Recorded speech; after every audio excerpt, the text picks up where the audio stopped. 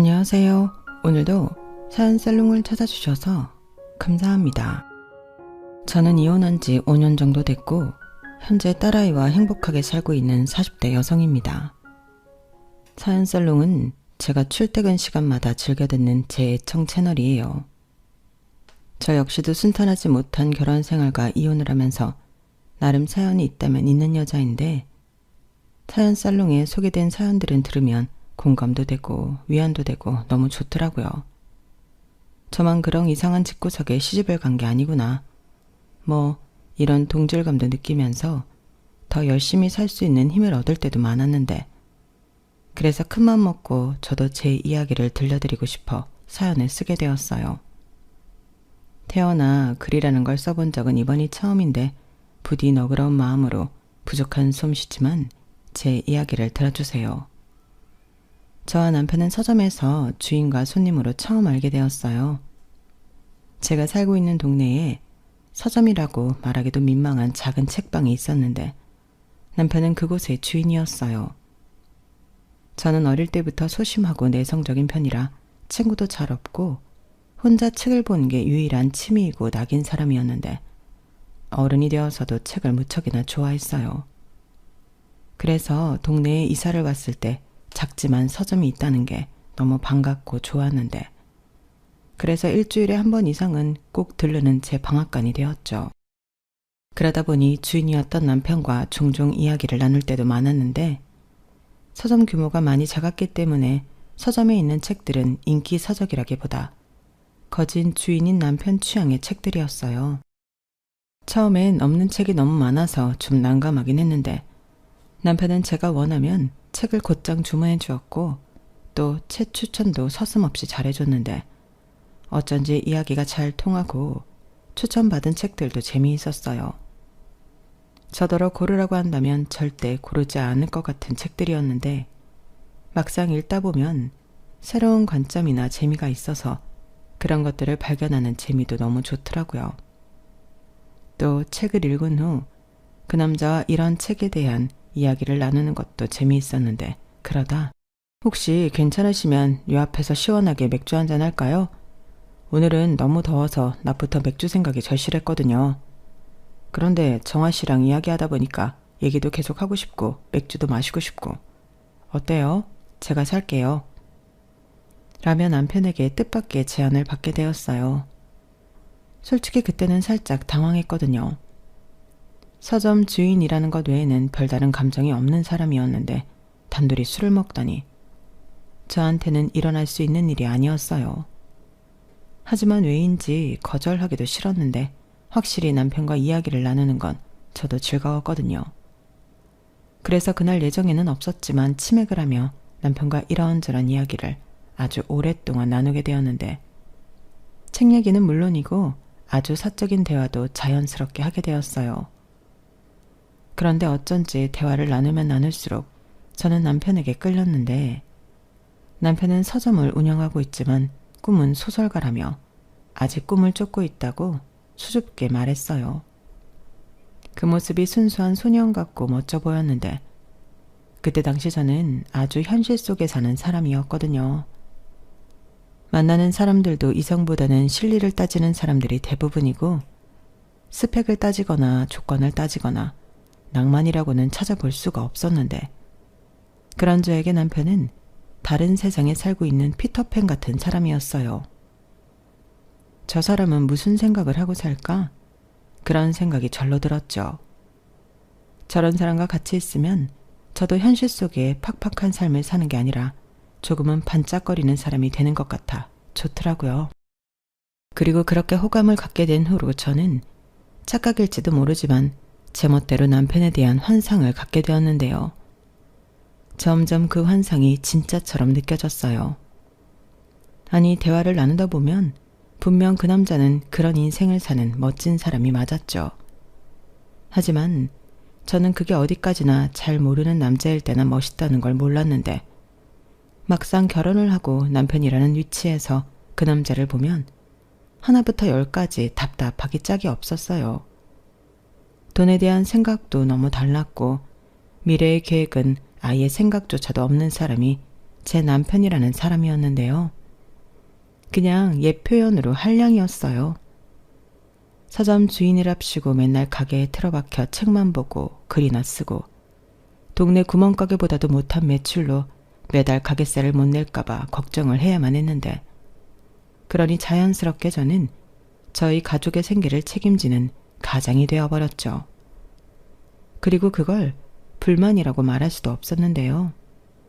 연애할 때부터 제 수입이 남편이 버는 것보다 훨씬 많았고 그러니 모아둔 돈도 남편은 거의 없다시피 한 사람이었는데 저는 이 모든 사실을 알고도 그 남자를 택했어요. 제가 가지지 못한 것들이 그 남자에겐 있었고 그게 너무 빛나고 멋져 보였으니까요. 하지만 시간이 지나면서 현실이 버거워지는 저는 점점 그 멋져 보였던 남편이 답답해 보였는데 여기서 문제는 시어머니셨어요. 시어머니는 당신 아들만 위하는 사람이었거든요. 그러니 걸핏하면 너 말이야 아무리 네가 회사를 다녀서 바쁘다고 해도 내 아들한테 집안일 시키고 그러면 안 된다. 너도 알다시피 우리 아들이 평범한 사람이 아니잖아. 앞으로 유명한 작가가 될 텐데 네가 뒷바라지 해야지. 라고 하셨는데요. 집안일은 제가 시켰다기보다 남편이 양심상 자기가 시간이 많으니까 자처해서 하고 있었어요. 솔직히 저는 청소에 예민한 성격은 아니라서 크게 어지르거나 더러워지지 않으면 며칠이고 두고 볼 수 있는 사람인데 남편이 알아서 청소기 돌려주고 집안 정리를 해주니 제 입장에선 고마운 일이었어요. 하지만 시어머니는 그걸 알고 말씀을 하신 건지 아니면 노파심에 그러시는 건지 저에게 꼬박꼬박 그런 말씀을 하셨고 저는 또 거짓말을 잘 하는 성격은 아니라서 민망하게 웃으며 그 상황을 넘겼어요. 막말로 남편이 안 해도 그만이라고 생각했거든요. 하지만 이 역시도 아이가 태어나고 나서부터는 달라졌는데 확실히 식구가 늘어나니 모든 상황이 바뀌더라고요. 또한 그때부터는 남편이 무슨 바람이 불어 그런지 서점 문을 여는 날이 일주일에 3번도 되지 않고 글을 쓴다며 여행을 다녔는데 어린 애가 있는 상황에 남편까지 밖으로 돌려고 하니 저 혼자 너무 힘들었어요. 남편 말로는 여행 에세이라도 써서 출간을 해보겠다고 나름 노력을 하는 거라 했는데 실질적인 돈을 벌어오는 건 아니라서 저는 임신 막달까지도 일을 해야만 했죠. 그리고 출산휴가만 겨우 쓰고 육아휴직은 엄두도 내지 못했는데 육아휴직을 하면 당장에 먹고 살 걱정이 해결되지 않았기 때문이었어요. 천사 같은 아이가 태어나 너무 기쁘고 행복한데 현실은 녹록치 않으니 걱정이 이만저만이 아니었죠. 그래서 정말 그러고 싶지 않았는데 저는 친정엄마한테 도와달라고 요청을 했고 친정엄마는 제 사정을 뻔히 알고 계시니 거절하지 못하시고 하던 일을 정리하셨어요. 그때는 참 엄마한테 너무 죄송하더라고요.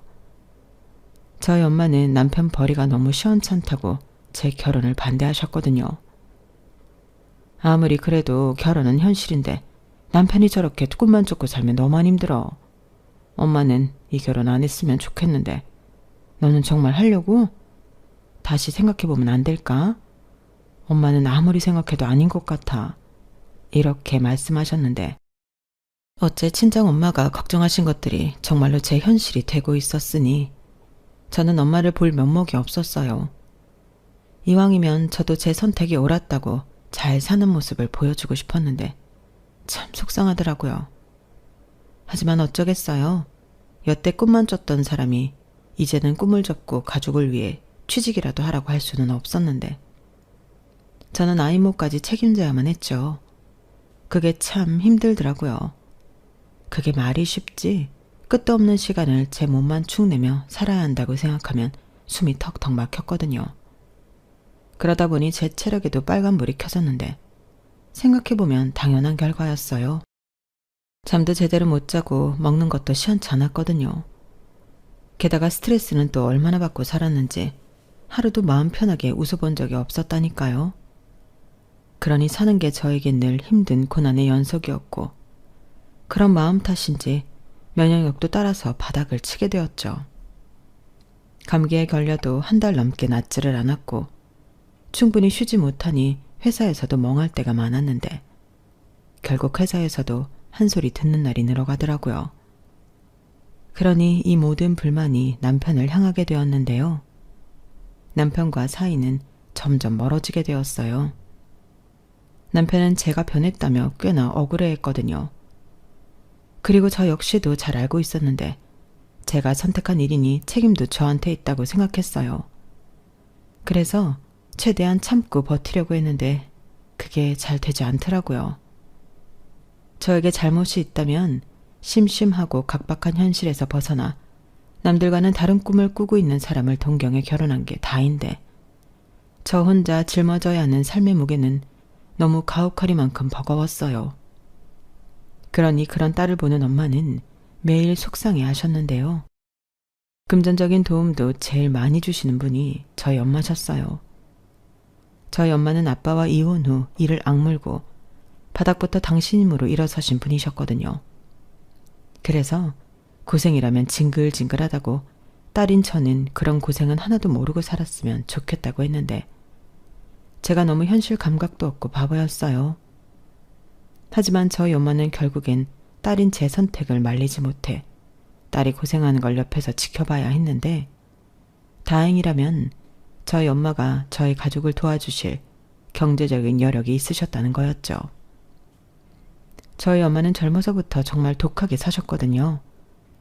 개처럼 벌어 정승같이 쓰겠다고 당신 옷 한 벌 사는 모습을 본 적이 없고 가게에서 비싼 음식을 사서 먹는 것도 꿈도 꾸지 못했는데 그렇게 억척을 떨며 밤이고 낮이고 또 새벽이고 일만 하던 엄마는 당신 나이 50을 넘기면서 건물도 사고 아파트도 장만해 남들의 부러움을 한 몸에 받으셨어요.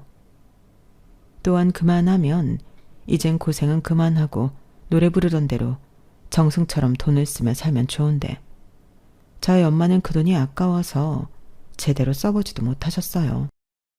그런데 그 피 같은 돈을 제가 다 쓰고 있었으니 저는 늘 엄마에게 미안한 딸이었어요. 그런데요, 저희 시어머니는 홀엄마 밑에서 자란 제가 마음에 들지 않지만 저희 엄마에게 건물이 있다는 말에 결혼을 허락하셨는데 내심 자식이라고는 저 하나밖에 없으니 저희 엄마 건물을 물려받게 되는 걸 기대하고 계시는 눈치였어요. 그걸 알았을 때는 정말 기가 막히고 시어머니라고 하지만 상종하기도 싫었는데 남편도 여유 있는 장모를 내심 의지하는 것 같아 얄미웠어요. 물론 시어머니처럼 대놓고 뭔가를 바라진 않지만 제 입장에서는 더 나쁘거나 덜 나쁘거나의 차이였죠. 그러니 서점이라고 하지만 장가를 할 의지도 없어 보였는데 그래놓고 월세 걱정은 왜 하는지 아마도 그건 역시 장모님한테 도움을 받고 싶어 저한테 일부러 흘리는 게 아닌가 싶었어요.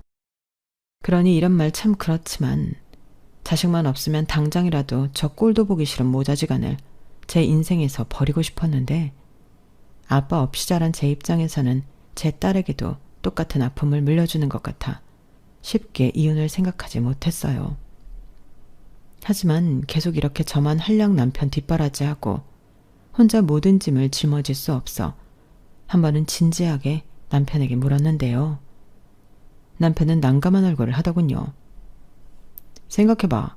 이럴 거면 우리는 애를 낳지 말았어야지. 근데 자기는 결혼했으니까 아기가 있으면 좋겠다고 했잖아. 나는 그 말이 자기가 애를 보겠다는 소리인 줄 알았어. 자기도 우리 딸 아빠잖아. 근데 이렇게 계속 영감먹는다고 밖으로 돌고 나 혼자 회사 다니고 살림하고 육아하고 버틸 수가 없지. 저는 이왕 불만을 말하는 거 다 쏟아내고 싶었어요. 그동안 내가 얼마나 참고 기다려줬는지 또 친정엄마한테 얼마나 면목이 없고 미안한지 전부 이야기했는데요. 남편은 자기야, 아무리 그래도 내가 어떻게 자기 몫을 대신하겠어. 설마 정말 그렇게 생각했다고? 그리고 나도 좀 억울한 게 나는 원래 이렇게 살던 사람이잖아. 나는 자기도 그런 각오는 하고 나랑 결혼했다고 생각했는데 아닌 거야? 뭐 우리는 힘들면 기댈 장모님도 있으니까 나는 자기가 이렇게 힘들어할 줄 몰랐지. 장모님한테 유일한 자식은 자기뿐인데 미안하긴 또 뭐가 미안해. 나는 그것도 자기가 괜히 그러는 줄 알았어. 너무 대놓고 말하면 창피하니까. 저는 남편의 진심에 깜짝 놀랐어요. 사람이 이렇게나 생각이 짧을 수가 있구나. 참 이기적이다. 이런 생각이 들면서 저 혼자 바보처럼 느껴졌는데요. 저는 아니라고 지금이라도 잘못된 것들을 바로 잡아야 한다고 강하게 말했어요.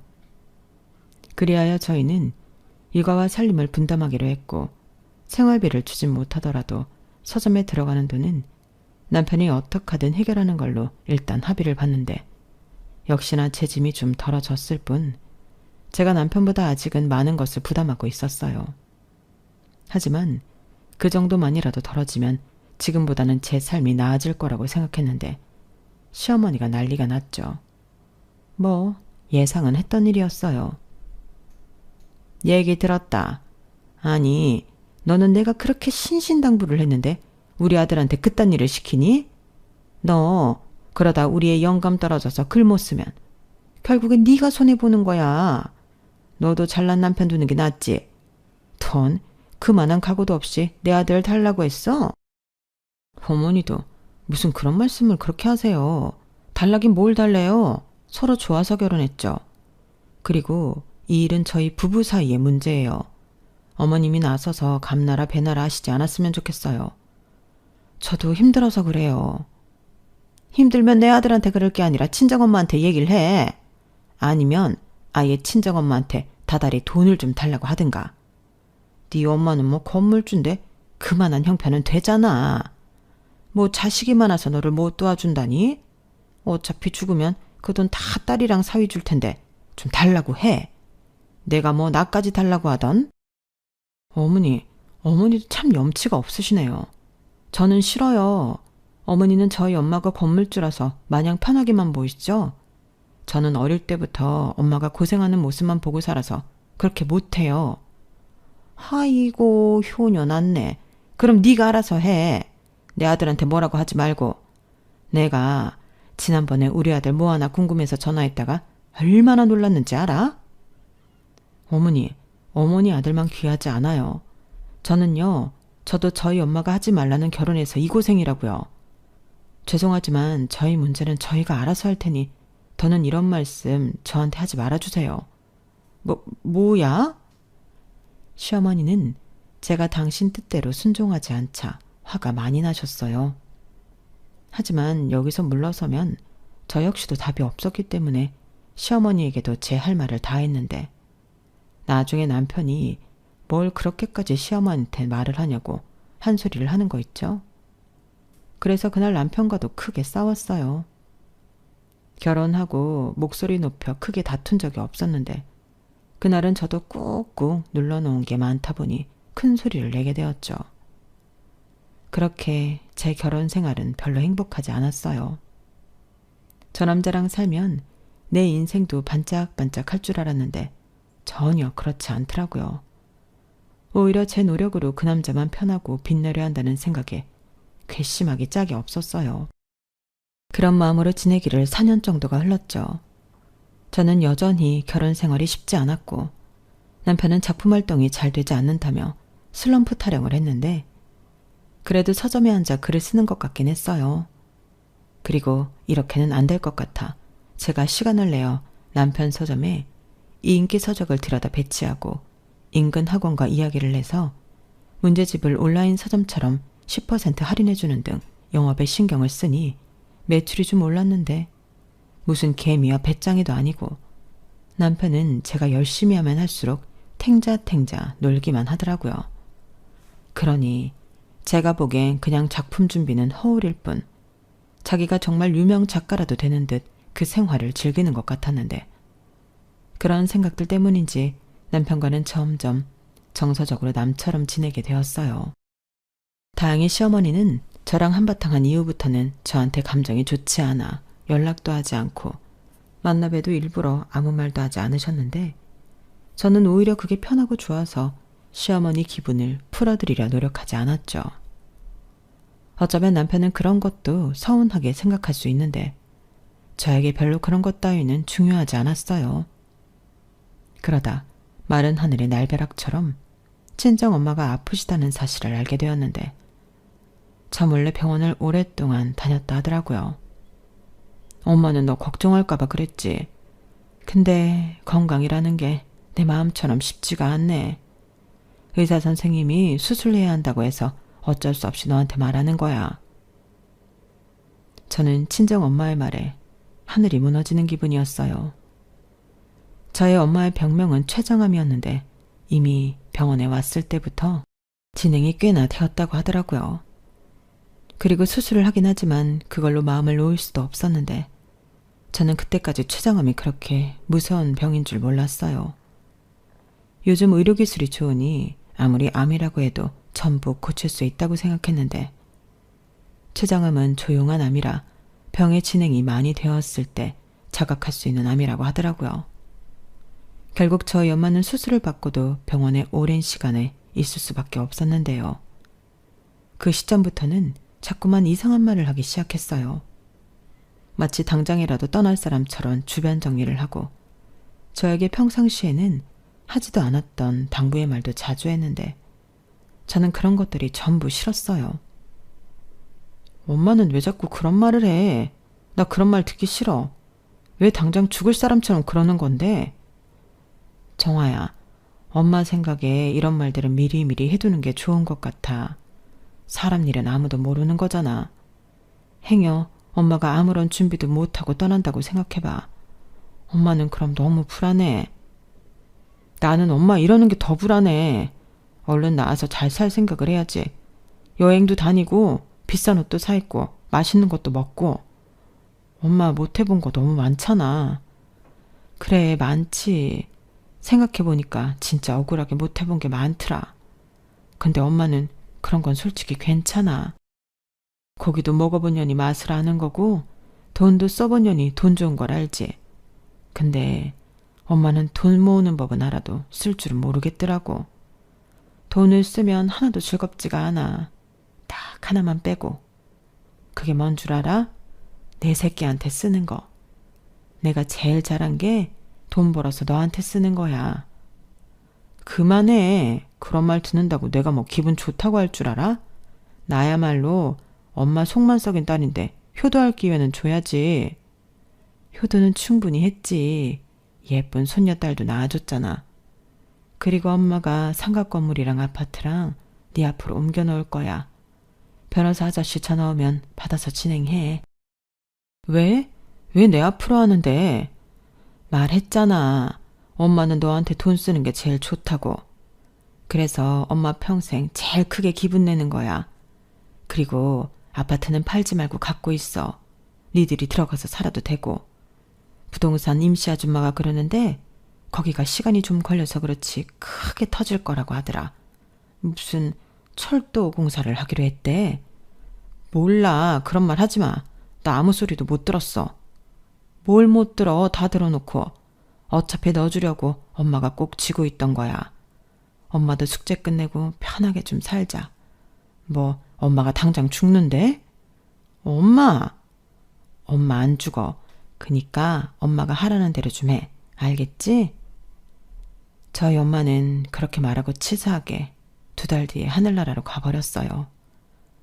정말 숙제를 다 해서 홀가분하다는 듯 편안한 얼굴로 마지막을 보내셨는데 너무 힘들어서 저도 한동안은 알아놓을 수밖에 없었죠.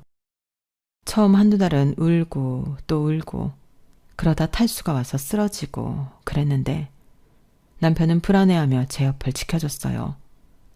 그래도 남편이고 가족이라고 그때만큼은 의지가 되더라고요.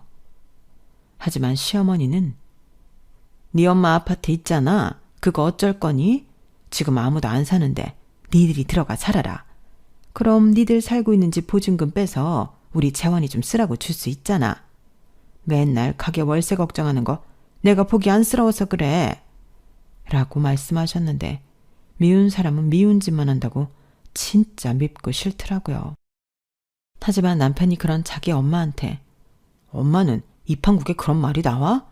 아윤이 엄마 지금 힘들어서 저러고 있는데 엄마는 사람이 어떻게 그래? 나 그 돈 필요 없어. 라고 저 대신 화를 냈는데 그때 처음으로 남편에게 고마운 마음이 들었죠. 하지만 시어머니는 믿었던 아들에게 뒤통수를 맞았다며 서럽다고 하셨고 그 후로 저희 부부와 연락을 뚝 끊어버리셨는데 저는 상관없었어요. 평소에도 시어머니의 연락 따윈 그냥 없는 게 좋다고 생각한 사람이었기 때문에 그러시던지 말던지였는데요. 남편 마음은 또 모르죠. 그리고 저는 반년이 지나고 나서야 일상으로 돌아갈 수 있었는데 마냥 슬퍼만 할 수 없겠다는 생각이 들었어요. 저만 보고 있는 딸도 있고 이제라도 정신을 차린 듯 성실한 모습을 보여주는 남편을 보니 이젠 저도 그만 슬퍼하고 일어나야겠다는 생각이 들더라고요. 그래서 하나 둘 제 일상을 찾아갔는데 회사는 이미 잘리다시피 해서 그만두게 되었고 새로운 직장을 찾아야만 했어요. 아니면 남편의 서점을 좀 돈이 되도록 운영해보는 것도 좋을 것 같았는데요. 그러던 중 제가 기운을 좀 차리자 남편이 조심스럽게 이런 말을 하더군요. 자기야, 이제 좀 마음 추스릴 수 있겠어? 나 사실 걱정 많이 했어. 근데 이런 말 오해하지 말고 들어줬으면 좋겠는데 장모님이 자기 앞으로 해주신 상가 건물 있잖아. 그거 우리 엄마 앞으로 명의 돌리면 안 될까? 저는 남편의 말에 내내 잠잠했던 속이 뒤집히는 것 같았어요. 그래서 그게 무슨 헛소리냐고 꿈도 꾸지 말라고 단박에 거절을 했는데 남편은 우리 엄마 평생 소원이 건물주 되는 거였어. 자기는 우리 엄마 싫어하겠지만 우리 엄마도 알고 보면 진짜 불쌍한 사람이거든. 아빠 만나 고생하고 또 시집살이에 치여 치매 걸린 할머니 병간호까지. 그런 엄마가 나 하나 보고 견딘 시간이 이만큼인데 장모님 갑자기 떠나시는 거 보고 나도 생각이 많아지더라고. 우리 엄마가 명의 바꿔준다고 홀랑 그 건물 팔 것도 아니고 거기서 나오는 수입 반반씩 해서 우리 서로 사이좋게 지내도 좋잖아. 건물에서 나오는 돈이 있으니 우리 엄마 우리한테 돈 달라고 하지도 않을 거고 나쁘게만 생각하지 말고 좀 부탁해. 그러면서 남편은 덧붙이길 시어머니가 돌아가시면 어차피 그 건물 다시 우리 앞으로 돌아올 텐데 자식 노릇 좀 하자고 저를 설득했어요. 그런데 말이 좋아 우리지. 시어머니가 돌아가시면 그 건물은 누가 갖게 될까요? 저는 남편의 진짜 속셈까지는 몰라도 그럴 생각이 없었어요. 건물이 아깝다기보다 우리 엄마 건물을 왜 제가 그렇게 싫어하는 시어머니 앞으로 해주겠어요? 그래서 헛소리하지 말고 그런 일은 없다고 철벽을 쳤죠.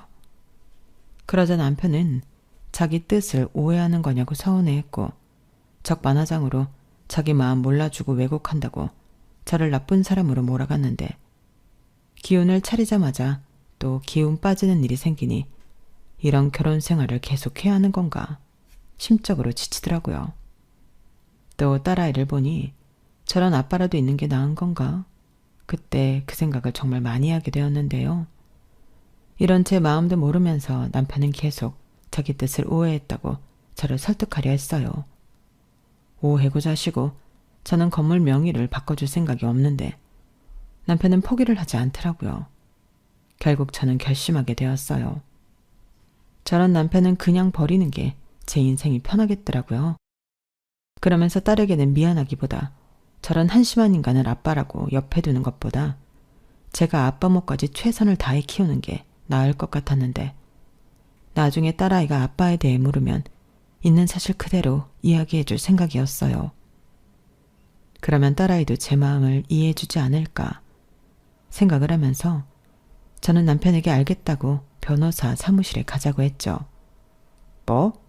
명의 옮기는데 변호사 사무실에 가야 하는 거야? 그럼 세금 문제도 있고 필요한 서류랑 얼마나 많은데. 그러니까 어머님도 오시라고 해. 당사자신데 같이 들어야지. 알겠어. 우리 엄마 진짜 좋아하겠다. 내가 지금 바로 전화할게. 남편은 신이 나서 시어머니에게 전화를 걸러 갔어요. 그리고 나갈 때보다 더 신이 난 얼굴로 들어왔는데 시키지도 않은 설거지도 하면서 좋아 죽더라고요. 그리고 시어머니도 일이 있어 3일 후에 변호사 사무실에 가자며 저에게 연락이 왔는데 세상 그렇게 사근사근한 말투의 시어머니는 처음이라 낯설더라고요. 아가 고맙다. 내가 네 덕에 평생의 소원을 이루는구나. 내가 건물주라니 천지가 개벽하는 일이지. 다들 나더러 며느리복 터졌다고 부러워해. 당연하지. 세상 천지에 시어머니한테 건물 주는 며느리가 어딨니?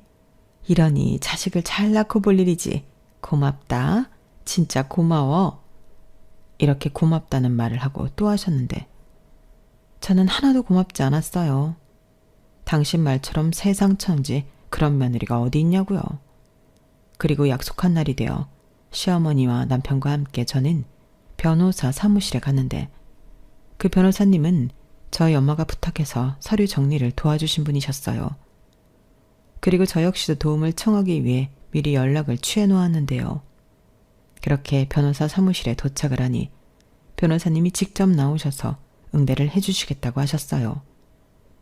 저한테는 살짝 윙크까지 하며 걱정하지 말라는 듯 웃어 보이셨는데 잔뜩 신이 난 시어머니와 남편 앞으로 필요한 서류라며 이혼 서류를 꺼내 보여주셨어요. 당연히 남편과 시어머니는 깜짝 놀랐는데 그때 태연하게 변호사님이 말씀하셨어요. 이혼하신다고 해서 서류 미리 준비해 놓았는데 궁금하신 점 있으신가요? 네? 아니요. 저희는 그런 적 없는데요. 오늘 여기 온 건 저희 와이프 앞으로 되어 있는 건물을 저희 엄마 앞으로 명의 변경하려고 왔어요. 네, 맞아요. 뭔가 착오가 있으신가 보네. 아주 큰일 날 소리를 하셔. 그런가요? 저는 분명 이혼하신다고 들었는데 당사자 합의는 분명 하신 거죠? 당연하죠. 자기야 뭐해? 말씀 좀 드려봐. 뭘? 나는 자기랑 합의 본 거 없는데. 그리고 내가 이혼하고 싶어서 이혼 서류 준비해달라고 했어. 양육권도 그렇고 위자료도 그렇고 이런 거 저런 거 하려면 꽤 복잡할 것 같았거든. 뭐라고? 아가, 그게 무슨 말이냐? 무슨 니들이 이혼을 해? 나한테 건물 준다고 그런 거 아니었어? 그니까 나까지 오라고 한 거잖아. 아니요. 어머니 때문에 이혼하는 거라서 어머님도 오시라고 한 거예요. 자기 이러려고 일부러 그런 거야? 나랑 우리 엄마 엿먹이려고? 여시라니. 합의할 건지 소송할 건지 자기한테 물어볼 것도 있고 해서. 그렇죠, 변호사님? 네. 어차피 뭘 하셔도 재산 분할에는 지장이 없습니다. 오히려 결혼 생활 동안 남편분이 거의 사모님을 의지하고 사셔서 유책 사유도 분명하고 정신적 위자료도 청구하실 수 있어요. 들었지? 우리 쪽 서류는 이미 다 준비됐어. 결정만 해.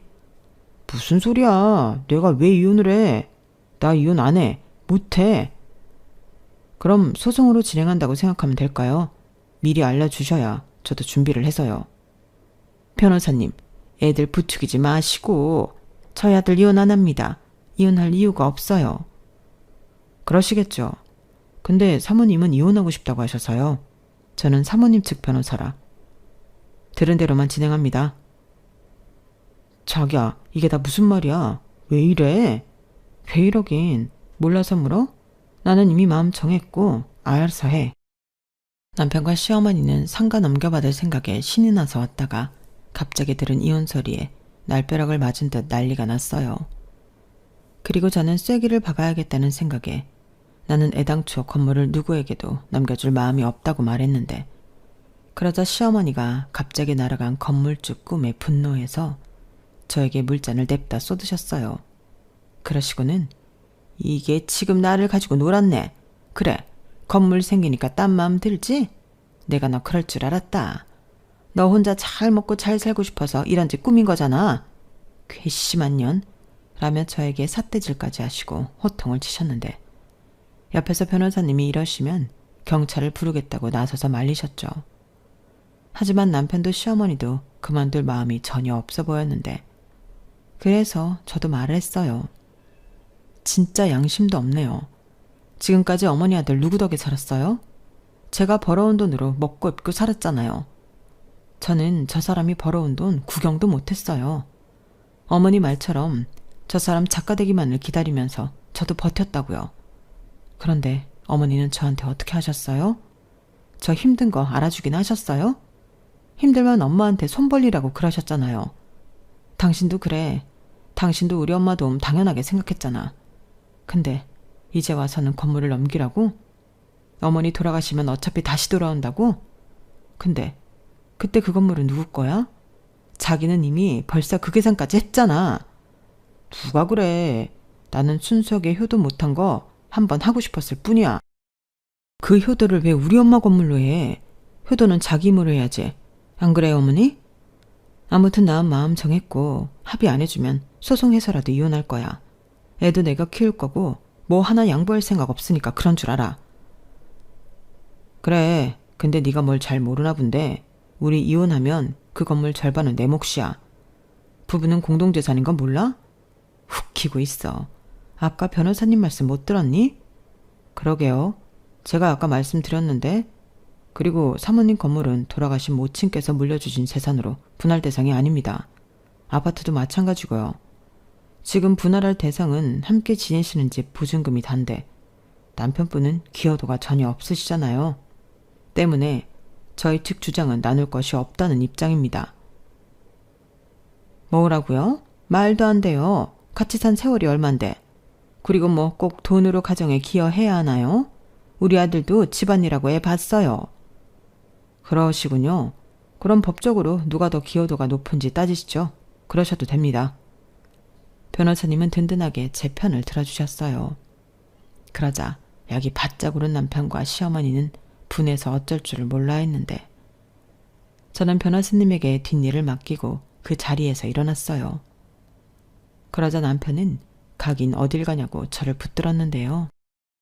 그때는 어디서 그런 힘이 솟았는지 남편의 손을 거칠게 뿌리치던 저였어요. 그렇게 모처럼 가벼워진 발걸음으로 그 자리를 나올 수 있었는데 시어머니의 절규하는 큰 소리가 울려 퍼지더군요. 어찌나 통쾌하든지. 그러게 넘볼 걸 넘봐야죠. 저는 그들의 욕심에 진저리가 났어요. 그 뒤로 저는 빠르게 남편과 손절하기 위해 움직였는데 남편 앞으로는 정말이지 하나도 남겨주지 않을 작정이었죠. 그리고 그 서점의 가게세도 종종 저와 저희 엄마가 내주었기 때문에 저는 그 서점의 물건을 처분하고 그 돈도 챙겼는데 남편은 그런 법이 어딨냐고 또 난리가 났어요. 자기를 정말 홀딱 벗겨서 내쫓을 생각이냐고 묻는데 저는 그렇다고 대답했죠.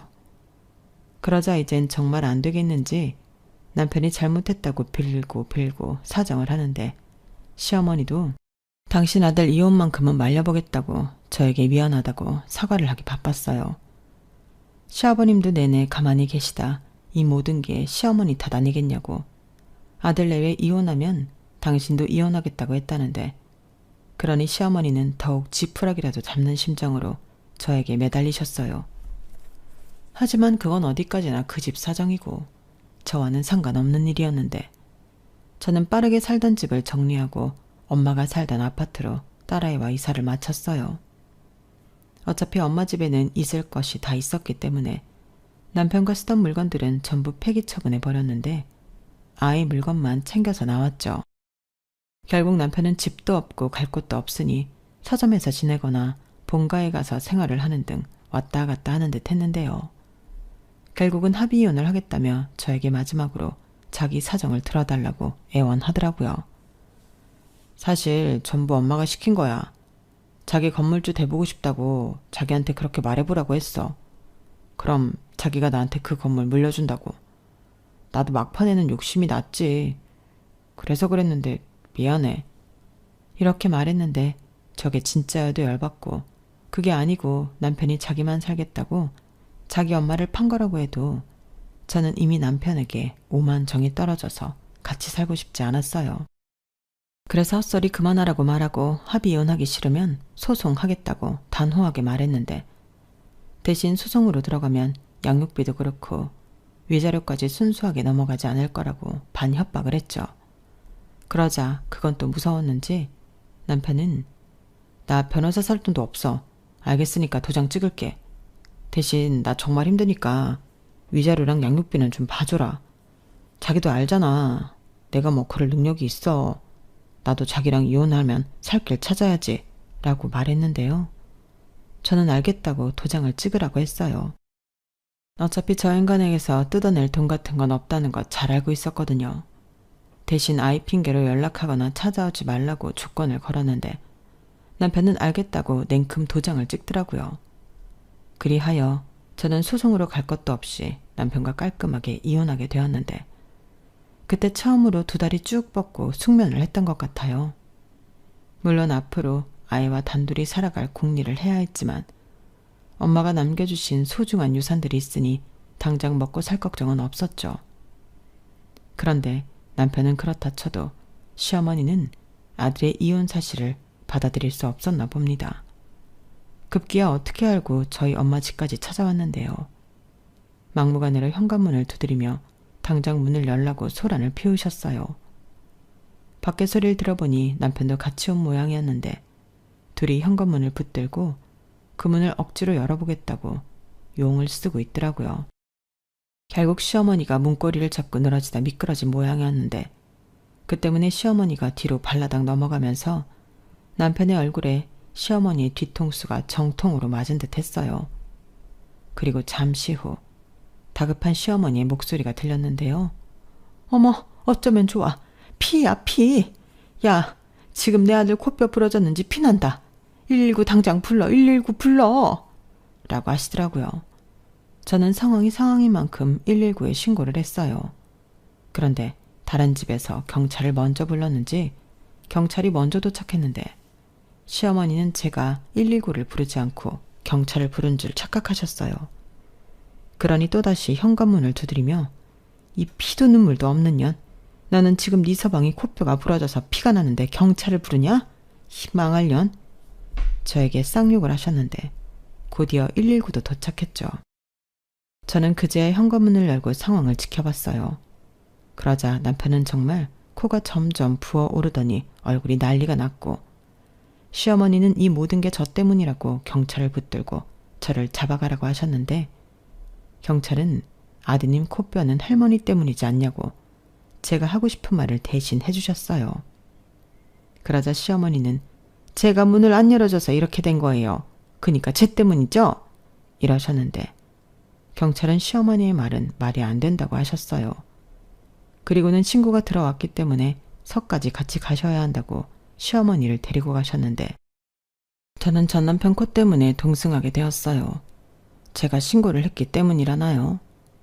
그렇게 어이없지만 저는 전 남편과 함께 응급실에 갔고 정말로 코가 부러졌다는 사실을 알게 되었는데 그 이후로는 제가 시아버님을 불렀기 때문에 어떻게 되었는지 모릅니다.